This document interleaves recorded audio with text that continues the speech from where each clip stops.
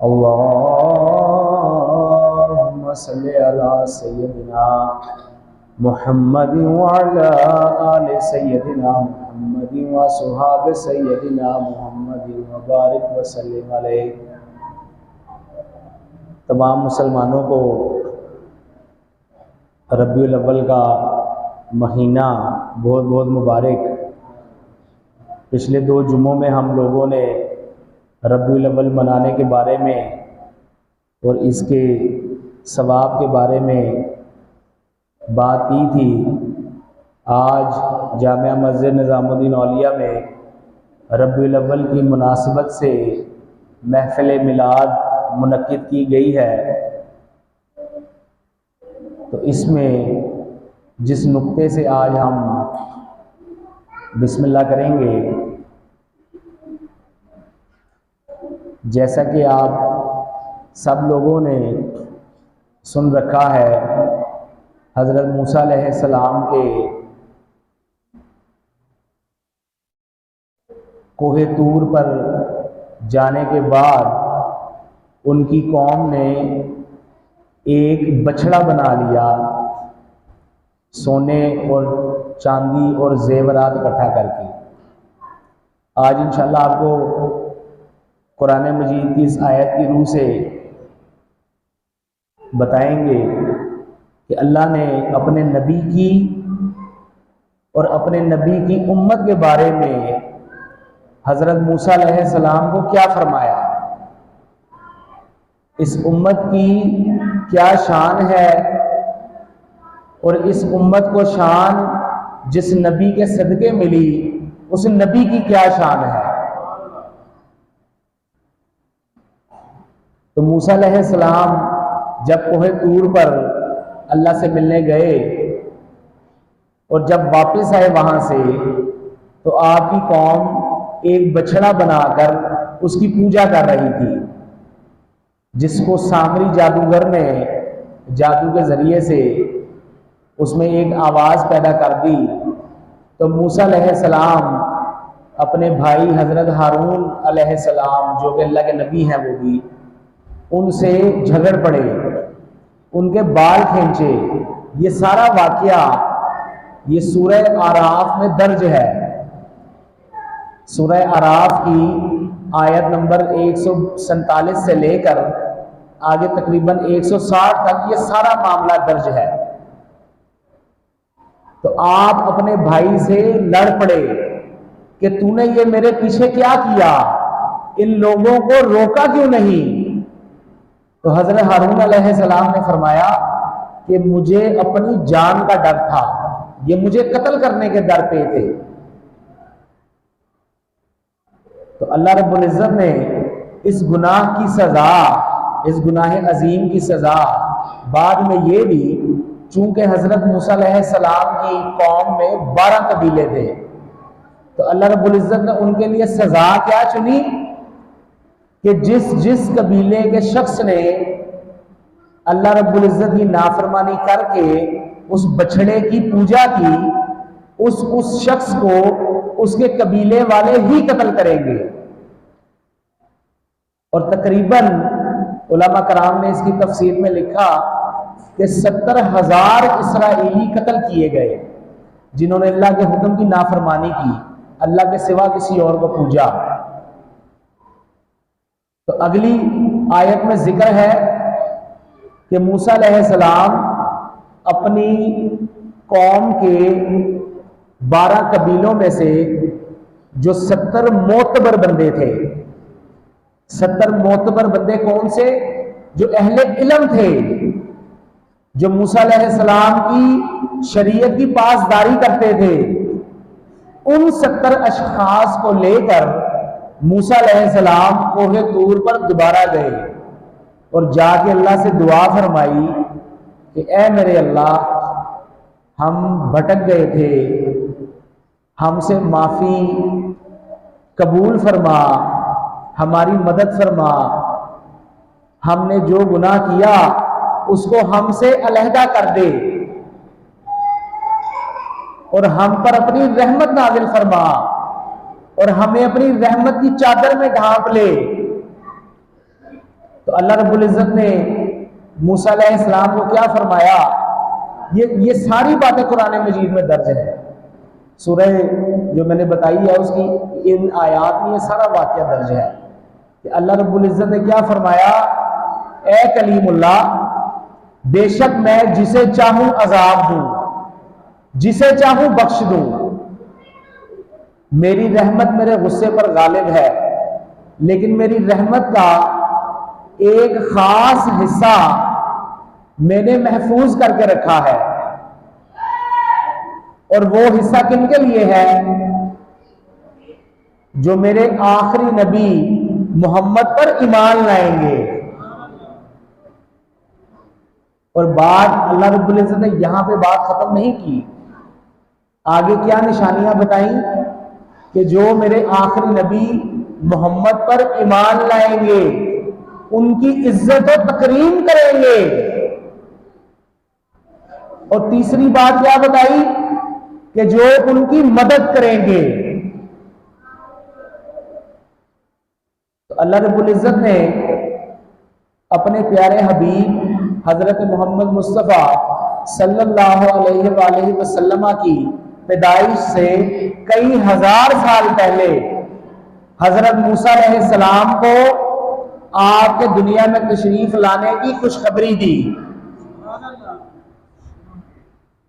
तो कुरान मजीद को अगर हम खोल कर समझ कर पढ़ेंगे तो हमें उसमें से हर चीज मिल जाएगी।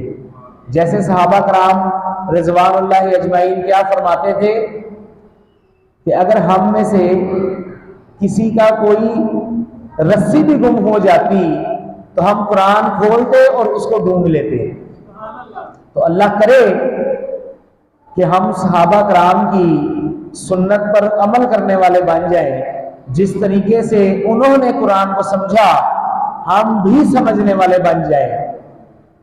हजरत अबू बकर सिद्दीक रजी अल्लाह ताला अन्हो, रवायतों में आता है, आपने फरमाया कि मुझे अल्लाह के नबी खातमुन नबीयीन ने सिर्फ सूरह बकरा 8 साल में पढ़ाई। 8 साल में सिर्फ सूरह बकरा पढ़ाई। कुरान की तालीम सिर्फ ये नहीं है कि हमने कुरान को पढ़ लिया, उससे सवाब हासिल कर लिया, दिली सुकून हासिल कर लिया, अल्लाह रब्बुल इज़्ज़त की बारगाह से ढेरों ढेर सवाब हासिल कर लिया। कुरान का असल मौजज़ा ये है कि वो पत्थर में जान डाल देता है। जब उसको समझा जाए कि अल्लाह रब्बुल इज़्ज़त ने उसमें तमाम कायनातों के राज छुपा कर रखे हैं।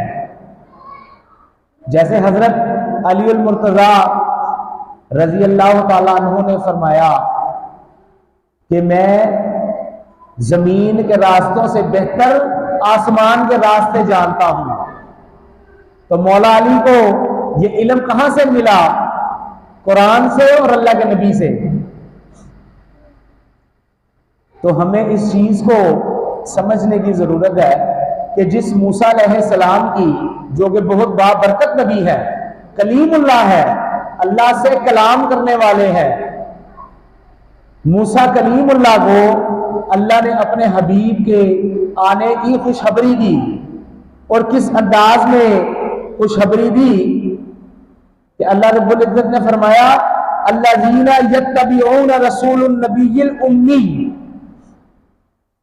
यहां पे उलमा कराम ने इसकी तफसीर में लिखा है कि ये उम्मी का लफ्ज इसलिए इस्तेमाल किया गया कि जो बनी इसराइल के लोग थे वो अपने अलावा दूसरी तमाम कौमों को उम्मी समझते थे कि इनको किसी चीज का नहीं पता। तो अल्लाह ने फरमा दिया कि जो मेरे हबीब पर ईमान लाया, जो उनकी इज्जत और तकरीम करेगा, उनकी मदद फरमाएगा, मेरी रहमत के मुस्तहिक वही लोग हैं। और जब अल्लाह के नबी की वलादत बासआदत हुई तो हजरत आमना रजी अल्लाह ताला अन्हा ने क्या फरमाया कि मुझे ऐसे लगता था कि सारे जहान का नूर मेरी गोद में आ गया है। ईरान का आतिशकदा जो कई साल से जल रहा था वो खुद ब खुद बुझ गया। सबसे बड़ी बादशाहत उस वक्त कैसरो किसरा की थी, ईरान की। उनके महल के मीनार गिर पड़े, 4 सू उजाला छा गया। तो अल्लाह अपनी बात से कभी पीछे नहीं हटता। फिर अल्लाह ने अपने मोमिनों को, अपने हबीब के उम्मतियों को इनाम क्या फरमाया। एक तो चीज थी ना कि मैं अपने नबी के उम्मतियों पर अपनी रहमत निछावर करूंगा। बेशक अल्लाह जो चाहे कर सकता है, लेकिन अल्लाह ने उसके लिए सिस्टम बनाया, एक पूरा सिस्टम दिया।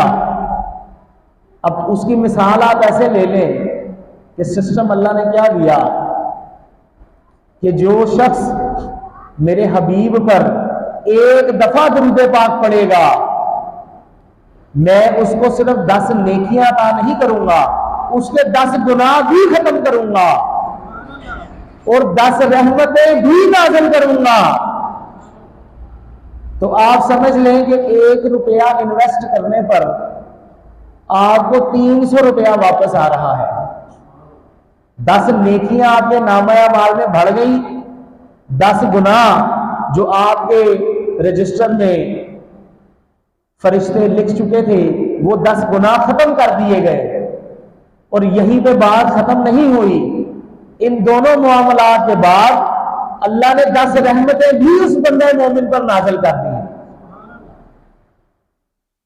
मैं यहां पे एक हदीस आपको सुनाना चाहूंगा कि अल्लाह रब्बुल इज़्ज़त के हबीब हजरत मोहम्मद मुस्तफ़ा सल्लल्लाहु अलैहि वसल्लम ने फरमाया, सैयदना आमिर बिन रबी रदी अल्लाह ताला अन्हु से यह रिवायत है कि अल्लाह के नबी ने फरमाया, जिसने मुझ पर दरूद भेजा, जिसने मुझ पर दरूद भेजा, अल्लाह के फरिश्ते उस पर उस वक़्त तक रहमत करते रहते हैं जब तक वो दरूद पढ़ता रहे। ऐसा नहीं कि आपने दरूद सलाम की महफिल शुरू की, फरिश्ते आए, हाजिरी लगाई और चले गए, जैसे हम मसाजिद या महाफिल में करते हैं, आए 10 मिनट बैठे, हाजिरी लगवाई और चले गए। अल्लाह के नबी ने फरमाया कि जब तक वो शख्स दरूद सलाम पढ़ता रहेगा, फरिश्ते उसके लिए रहमत लिखते रहेंगे, करते रहेंगे। तो सहाबा का बड़ा मुकाम है, ये दीन हम तक जो पहुंचा है इसमें सहाबा कराम का बड़ा अमल दखल है। अगर ये अल्लाह के नबी से सवालात ना पूछते तो हम तो जाहिल रह जाते। एक सहाबी ने अल्लाह के नबी से पूछ लिया, या रसूलल्लाह सल्लल्लाहु अलैहि वसल्लम, मेरे माँ बाप आप पर कुर्बान, कब तक? तो आपने फरमाया, जब तक वो बंदा पढ़ता रहे। अब ये उसके ऊपर है कि वो कितनी रहमत समेटना चाहता है। तो इससे क्या चीज साबित हुई कि दुरूद शरीफ पढ़ने के लिए किसी खास मुकाम, किसी खास हालत, किसी खास वक्त या किसी खास सिमत की जरूरत नहीं है। आप चलते फिरते, उठते बैठते, जागते सोते, हर हालत में, हत्ता के आप गाड़ी चला रहे हैं या मोटरसाइकिल चला रहे हैं, उस हालत में भी आप दुरूद शरीफ पढ़ सकते हैं। तो अल्लाह रब्बुल इज़्ज़त हम लोगों को दुरूद शरीफ ज्यादा से ज्यादा पढ़ने की तौफीक अता फरमाए और नबी मुकर्रम सल्लल्लाहु अलैहि वसल्लम की शान के बारे में एक हदीस मजीद में आपको बयान करूं। अल्लाह के नबी ने फरमाया, हजरत अम्मा आयशा सिद्दीक़ा रजी अल्लाह ताला अन्हु से मनकूल है ये हदीस मुबारका कि अल्लाह के नबी के रोज़े पे, अल्लाह ताला हम सबको वहाँ जाना नसीब करे कि हज़रत मोहम्मद मुस्तफ़ा सल्लल्लाहु अलैहि वसल्लम के रोज़ा अनवर पर हर रोज़ 70,000 फरिश्ते सलाम करने हाजिर होते हैं। 70,000 फरिश्ते सलाम करने हाजिर होते हैं। और जो फरिश्ता एक दफा आपकी बारगाह में सलाम पेश करके चला गया, वो ता कयामत दोबारा उसकी बारी ही नहीं आएगी। अल्लाह हर रोज 70,000 फरिश्तों की ड्यूटी लगाता है कि वो जाकर उसके नबी पर दुरूदो सलाम पढ़े। एक रवायत में आता है कि अल्लाह रब्बुल इज्जत ने फरमाया कि जो मेरे हबीब पर दरूद पढ़ेगा मैं उस पर दरूद भेजूंगा, जो मेरे हबीब पर सलाम पढ़ेगा मैं उस पर सलाम भेजूंगा। तो दुरूदो सलाम ये मोमिनों के लिए तो ये लॉटरी है। आप यकीन माने कि आप कुतब का मुतालिया करें, कुरान मजीद फुरकान हमीद को समझ कर पढ़ें, अहादीस का मुतालिया करें, बुजुर्गान दीन की लिखी गई तसानीफ का मुतालिया करें, तो आप हैरान होंगे देखकर कि हम सबसे आखिरी उम्मत है। सारी उम्मतों के बाद अल्लाह रब्बुल इज्जत ने हमें भेजा, लेकिन रोज़े क़यामत सबसे आगे हम होंगे। तो इसकी पहली वजह क्या है? मोहम्मद रसूलुल्लाह सल्लल्लाहु अलैहि वसल्लम, कि अल्लाह ने आपकी उम्मत को वो शानें अता की, वो चीजें अता की कि जो रोज़े क़यामत तमाम उम्मतों से बाजी ले जाएंगे। एक सहाबी ने अल्लाह के नबी से पूछा कि या रसूलल्लाह सल्लल्लाहु अलैहि वसल्लम, आप रोज़े क़यामत हम लोगों को, इतने लोगों में अपनी उम्मत को कैसे पहचानेंगे? तो अल्लाह के नबी ने क्या फरमाया कि मैं तुम लोगों को तुम्हारे जिस्म के उन अज़ा से पहचानूंगा जो वजू करने की वजह से चमक रहे होंगे। तो आज यहां पे छोटा सा अमल है कि हम वजू करते हैं। गर्मियों में तो वो हमारे लिए बाइसे रहमत भी है, सर्दियों में आजकल गर्म पानी का इंतजाम हो जाता है। तो खुद सोचें कि एक ऐसा अमल जो दुनिया में हमारे लिए बहुत छोटा सा है, लेकिन रोज़े महशर हमारे सारे आज़ा उस वजू के पानी की वजह से जगमगा रहे होंगे। एक रवायत मैंने पढ़ी, अल्लाह के नबी ने फरमाया कि रोज़े महशर अल्लाह अपने तमाम अंबिया के लिए नूर के मिंबर तैयार करेगा। नूरानी मिंबर, आप दुनिया का खूबसूरत तरीन मिंबर देख लें, उसको देखकर बंदा अश अश कर उठता है कि इससे ज्यादा खूबसूरती, इससे ज्यादा नफासत अब शायद नहीं हो सकती। लेकिन जो खालिक़े कायनात है, जिसके एक कुन से हर काम हो जाता है, जब वो नूर का मिंबर तैयार करेगा तो उस मिंबर की क्या अजमत होगी। तो अल्लाह के नबी ने फरमाया कि तमाम अंबिया अपने अपने मिंबर पर जलवा फरोज हो जाएंगे। मैं मोहम्मद रसूलुल्लाह, मैं अपने मिंबर पर नहीं बैठूंगा। सहाबा कराम ने पूछा, या रसूलल्लाह, हमारे माँ बाप आप पर कुर्बान, इसकी क्या वजह? आपने फरमाया कि मैं अल्लाह के हजूर गिरियाजारी करूंगा कि मैं जन्नत में चला जाऊं और मेरी उम्मत के लोग जहन्नुम में हों। तो अल्लाह फरमाएगा कि ए हबीब, मैं आपको राजी कर दूंगा। ये गिरियाजारी जारी रहेगी। कुछ जहन्नमियों को आजाद किया जाएगा, उन्हें जन्नत में भेज दिया जाएगा। अल्लाह के नबी की गिरियाजारी और अल्लाह से फरियाद जारी और सारी रहेगी। काफी लम्हे तक ये मामला चलेगा। और उस हदीस के अल्फाज हैं कि आखिर में जहन्नुम का दारोगा, दरबान, जो जहन्नुम के दरवाजे पे जैसे गेट कीपर खड़ा होता है, चौकीदार, वो आ जाएगा और वो आगे कहेगा, या रसूल अल्लाह, आपने तो जहन्नुम में अपना कोई उम्मती नहीं छोड़ा। तो ये हमारे नबी की शान है। हमसे ज्यादा खुशकिस्मत भला कौन हो सकता है? आप खुद सोचें कि अल्लाह के नबी ने हमें ना तो दुनिया में तन्हा छोड़ा, ना वो हमें रोजे महशर तन्हा छोड़ेंगे।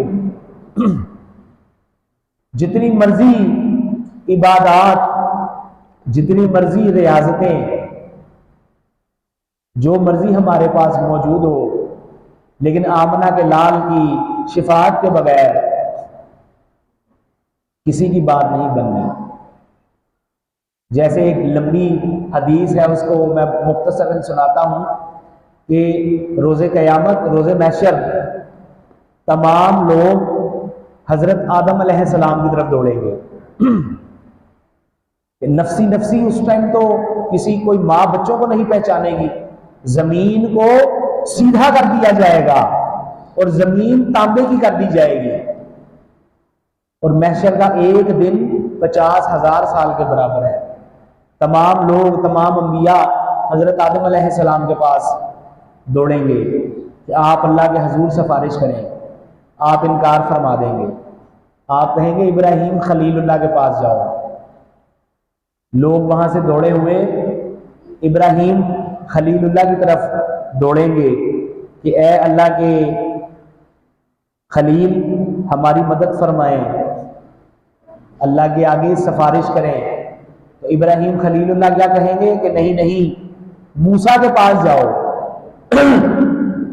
वो कलीमुल्लाह है, वो जरूर हम सबकी मदद फरमाएंगे।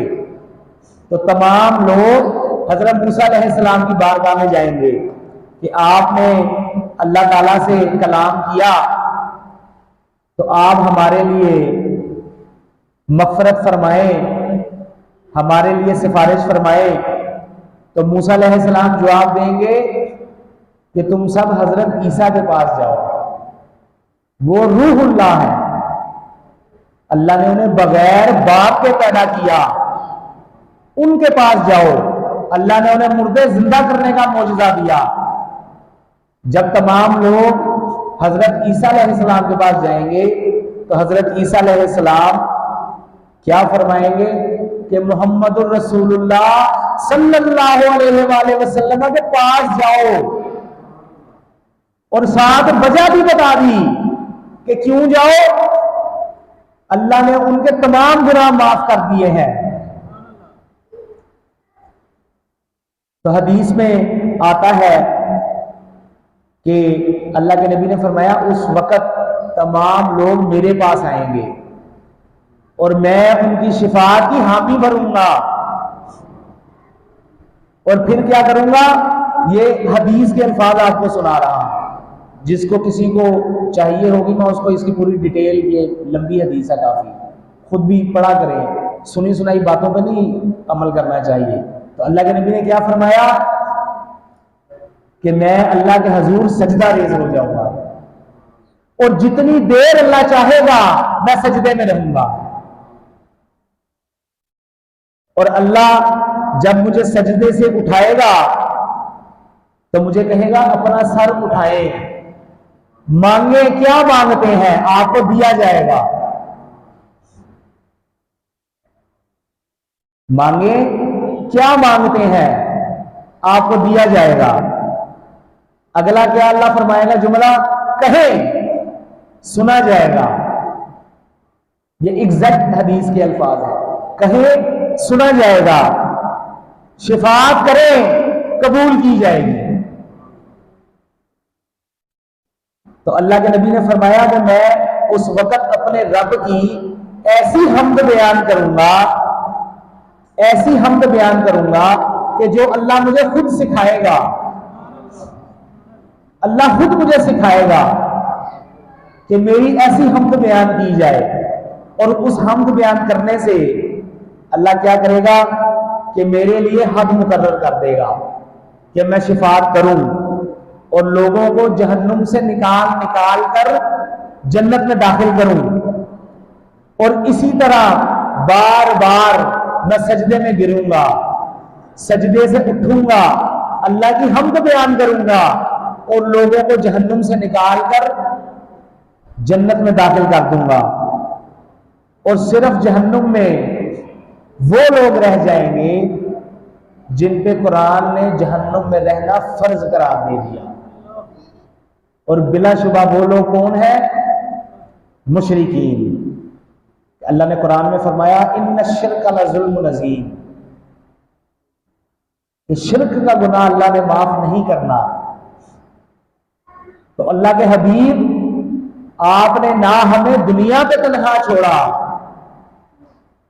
ना हमें आखिरत में तन्हा छोड़ेंगे, अभी भी तन्हा नहीं छोड़ा। ये महफिल में आने वाले हम तमाम, मुझ समेत, अगर हम समझते हैं कि हम अपनी मर्जी से आए हैं तो ये खाम ख्याली है। इस मिंबर पे अल्लाह और उसके रसूल का जिक्र अगर मैं सोचूं कि मेरी काबिलियत की वजह से हो रहा है तो मुझसे बड़ा बेवकूफ कोई नहीं। ये मस्जिद और मिंबर किसकी मलकियत? रसूलुल्लाह सल्लल्लाहु अलैहि वसल्लम की। अल्लाह ने आपको कायनात के तमाम खजानों की कुंजियां अता की। तो ऐसा कैसे हो सकता है कि 1000 बंदे में 100 बंदे बैठकर आपका जिक्र करने लग जाए? तो इसका क्या मतलब है कि उन 100 बंदों को आमना के लाल ने चुना है, अपनी मर्जी से नहीं आया कोई। तो इस चीज से अंदाजा लगाएं कि आप दुनिया का जौन सा मर्जी म्यूजिक सुन लें, कोई भी धुन सुन लें आप, दूसरी तरफ आप एक कारी को कहें कि मुझे कुरान पढ़ के सुना, तो उसकी लज्जत उन तमाम चीजों से ज्यादा होगी। किसी नात खान को कहें कि मुझे मेरे हबीब की नात पढ़कर सुना, मेरे कानों में अल्लाह के नबी की अजमत के अशआर बयान कर, तो उसका सुकून वो तमाम चीजों से अफजल होगा। मुश्किल में जब इंसान पे कोई मुश्किल आती है या ठोकर लगती है तो इंसान सबसे पहले किसको याद करता है? अल्लाह को। तो अल्लाह ने क्या फरमाया कि मैंने अपने हबीब को तमाम जहानों के लिए रहमतुल लिल आलमीन बनाकर भेजा। तो हमारा तो पहला और आखिरी आसरा अल्लाह के नबी ही हैं। नमाजें बिलाशुबा हम पढ़ेंगे, रोजे रखेंगे, बल्कि रखते हैं अल्हम्दुलिल्लाह, इबादत सारी करेंगे, लेकिन जन्नत की जमानत हजूर की शफाअत से है, इबादत के जोर पे नहीं। भला शैतान से, इबलीस से बढ़कर भी कोई इबादत गुजार है? इंशाल्लाह किसी जुमे में इस पे बयान करूंगा कि इज़ाज़ील कैसे पैदा हुआ, जिन्नात की जिन नस्ल से वो पैदा हुआ, वो पूरी नस्ल की डिटेल आपसे इंशाल्लाह शेयर करेंगे कि आप खुद सोचें कि उसमें 3 ऐन मौजूद थी, सिर्फ एक ऐन कम थी। उर्दू की जो अलिफ बा ता हम पढ़ते हैं उसमें एक ऐन आती है। जो इबलीस है वो आबिद था, आबिद का मतलब इबादत करने वाला। फिर आरिफ था, आरिफ का मतलब अल्लाह को पहचानने वाला।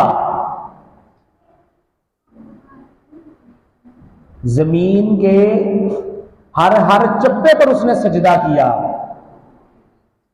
फरिश्तों का सरदार था, 7 आसमानों में इसकी बात मानी जाती थी। इसका नाम था ईजाजील, आबिद, आरिफ। इसके पास किस चीज की सिर्फ कमी थी? आशिक नहीं था, देख नहीं सका कि अल्लाह ने अपने नूर से नूर मोहम्मद पैदा किया। वो सजदा जो हजरत आदम अलैहिस्सलाम को सजदा करने का हुक्म अल्लाह ने दिया, तो वो सजदा बेसिकली दर हकीकत हजरत मोहम्मद मुस्तफ़ा सल्लल्लाहु अलैहि वसल्लम के नूर को था, जो आदम अलैहिस्सलाम की पेशानी में था। और यही नूर का सिलसिला चलता चलता हजरत अब्दुल्ला रजी अल्लाह ताला अन्हु तक मुंतकिल हुआ, और हजरत मोहम्मद मुस्तफ़ा सल्लल्लाहु अलैहि वसल्लम इस दुनिया में तशरीफ लाए। और फिर आपने ऐसी रियासत कायम की जिसकी रहती दुनिया तक कोई मिसाल नहीं दे सकता। आपने सहाबा कराम को इस तरीके से तैयार किया कि उन्हें कहीं भी जाकर दीन की तबलीग करने की जरूरत ही नहीं पड़ती थी। उनका अमल, उनका तर्ज जिंदगी एक दूसरे से मेल जोल दूसरे लोगों को मजबूर कर देता था कि हम अल्लाह और उसके रसूल पर ईमान ले आए। तो बिलाशुबा इस बात में शक व शुबे की कोई गुंजाइश नहीं कि अल्लाह रब्बुल इज्जत का ये एहसान अजीम है कि उसने हमें बिन मांगे, बिन चाहे, भला आप सोचें, आप किसी फैक्ट्री में चले जाएं, उसके मालिक को जाकर कहें कि मुझे 1 माह की तनख्वाह दे दे, तो वो आपको पहला सवाल क्या करेगा? आपने 1 महीना काम किया मेरे पास? तो बिना काम किए तो यहां पे 1 रुपया कोई नहीं देता। तो अल्लाह ने मोमिनों पर क्या एहसान फरमाया? बिना मेहनत किए हमें अपने हबीब की उम्मत में पैदा कर दिया। अब मोमिनों का क्या काम है कि इस फर्ज को, इस जिम्मेदारी को निभाएं। अल्लाह के नबी ने आखिरी अपने हज के खुतबे पर जो इरशाद फरमाया कि क्या मैंने तुम्हारे लिए तुम्हारा दीन मुकम्मल कर दिया? सहाबा कराम ने फरमाया बेशक आपने दीन मुकम्मल कर दिया। तो अल्लाह के नबी ने उससे अगली बात क्या इरशाद फरमाई कि जो यहां पर मौजूद नहीं है उन तक मेरी बात पहुंचा दो। तो ये जिम्मेदारी हम तमाम मुसलमानों की है कि हम अल्लाह का पैगाम एक दूसरे तक पहुंचाएं। और इस चीज के लिए यह जरूरी नहीं है कि हम बोरिया बिस्तरा बांधें और सवात के जंगलात में निकल जाएं, 1-1 महीना घर से बाहर निकल जाएं, ये जरूरी नहीं है। आप सारे राह जा रहे हैं, सामने कोई दुकान है, आप उस पर बैठ के भी तबलीग कर सकते हैं। देखिए क्या पता आपकी कौन सी बात किसी के दिल पर क्या असर कर जाए और वो अकेला बंदा अल्लाह उसको इस काबिल बना दे कि वो अपने साथ 70,000 लोगों को जन्नत में ले जाए। इस बात से मुझे आपके एक आशिक का वाकया याद आ गया। हजरत वैस करनी रजी अल्लाह ताला अन्हु, रवायत है कि अल्लाह के हबीब ने फरमाया कि रोजे क़यामत अवैस करनी रजी अल्लाह ताला अन्हु को जन्नत में जाने से अल्लाह रब्बुल इज्जत रोक लेंगे। तो फरिश्ते परेशान होकर पूछेंगे कि ए अल्लाह रब्बुल इज्जत, अवैस को रोकने में क्या हिकमत है? तो अल्लाह रब्बुल इज्जत फरमाएंगे अवैस से कहो कि वो जहन्नमियों का गिरोह खड़ा है। ये तमाम वो लोग हैं जिन पे जहन्नम वाजिब हो चुकी, इनमें से जिसको चाहे अपने साथ जन्नत में ले जाए। ये एक आशिक रसूल की वैल्यू है। और पता तो दर हकीकत पता चलेगा वहीं पे। आज यहां पे जितने मर्जी ढकोसले अपना लिए जाए, जिस मर्जी तरीके से जो मर्जी कर लिया जाए, लेकिन हम एक चीज को मानते हैं कि जो अबू जहल रसूल खुदा को आमने सामने देखकर ईमान नहीं लाया, तो आज के अबू जहल सुन सुनाकर कैसे ईमान लाएंगे? तो आज के रसूल होना, अल्लाह के नबी की शरीयत पर अमल करना, आप पर ईमान लाना, आपकी इज्जत और तकरीम करना, ये कुरान से साबित है। जो आयात मुबारका में से जो मैंने आज आपको बात सारी सुनाई, ये कुरान से साबित है। अल्लाह रब्बुल इज्जत से दुआ है कि वो हमें सच्चा आशिक रसूल बनने की तौफीक अता फरमाए, हमारे बच्चों को, हमारी नस्लों को अपने दीन की हिफाजत करने की तौफीक अता फरमाए, दीन के लिए काम करने की तौफीक अता फरमाए। अल्लाह रब्बुल इज्जत इस माह मुबारका में की गई हम सब की इबादतों को कबूल फरमाए और हम सब पर अपना खास फजल फरमाए। वाखिरु दावाना अनिल हम्दुलिल्लाहि रब्बिल आलमीन।